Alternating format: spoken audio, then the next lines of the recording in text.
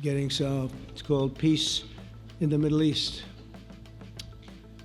So today is a historic day for peace, and Prime Minister Netanyahu and I have just concluded an important meeting on many vital issues, including Iran, trade, the expansion of the Abraham Accords, and most importantly, we discussed how to end the war in Gaza, but it's just a part of the bigger picture, which is peace in the Middle East.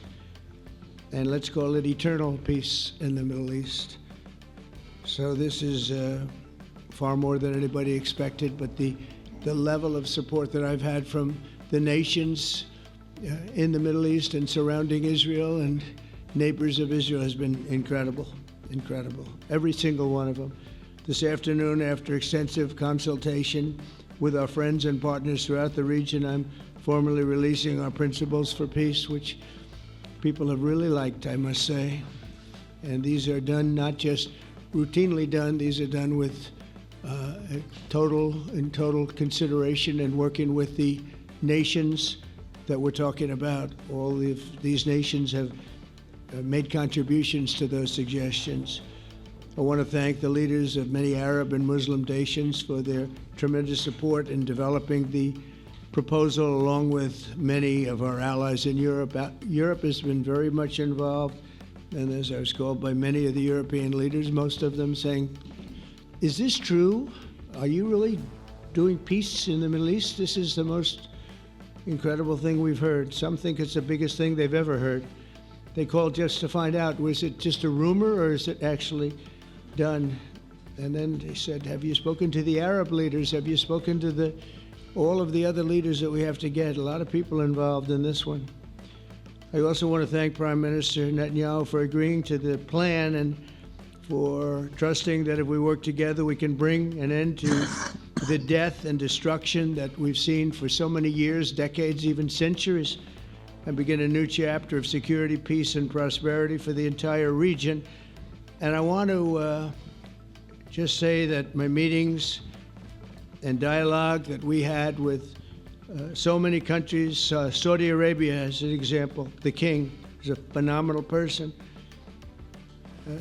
The Emir of Qatar, he's incredible people.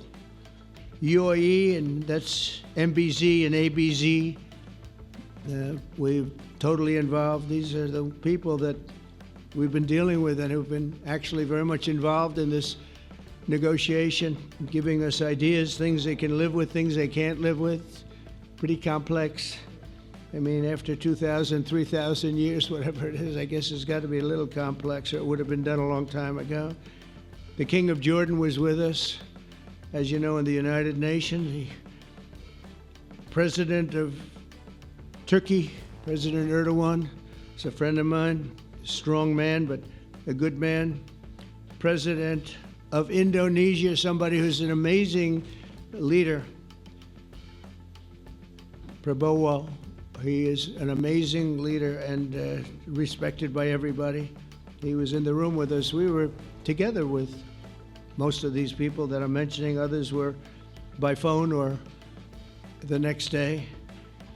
The Prime Minister and the Field Marshal of Pakistan, they were with us right from the beginning. Incredible. In fact, they just put out a statement that they fully believe in this pact.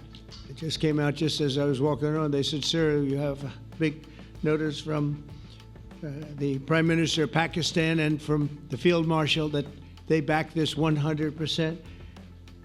President El-Sisi of Egypt, who's terrific.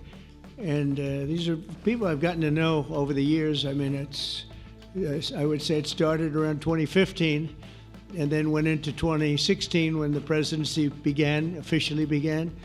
But I've known him actually for a long time, and they're in many cases really great men. I can't say in all cases, but I will tell you in many cases they're great men and some great women too. Network 18 decimates Times Internet with over 6 times more unique users on social media. Network 18, the undisputed leader of news networks, way ahead of the times.